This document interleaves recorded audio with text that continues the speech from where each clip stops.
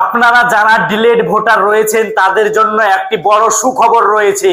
ভিডিওটি আপনারা সম্পূর্ণ দেখবেন। তো আপনাদেরকে জানিয়ে রাখি, আপনারা যারা ফর্ম 6 ফিল আপ করেছিলেন এবং আপনাদের নাম রিজেক্ট হয়ে গিয়েছিল, তো আপনারা এখন কি করবেন? এই ভোটার লিস্টে আপনাদের নাম তোলার জন্য অনলাইনে আপনারা নতুন ভোটার অ্যাপ্লাই করবেন। অনলাইনে কাজ শুরু হয়ে গিয়েছে এবং বিএলওদের কাছে চেক লিস্ট আসাও শুরু হয়ে গিয়েছে।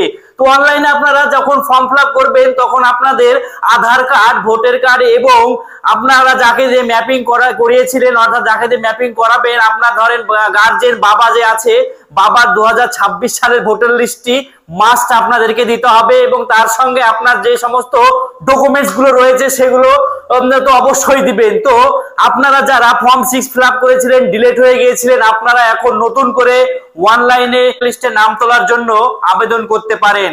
তো এই বিষয়টি আপনারা যত তাড়াতাড়ি সম্ভব করে রাখুন, কারণ বিএলওদের কাছে কিন্তু চেক লিস্ট আসা শুরু হয়ে গিয়েছে।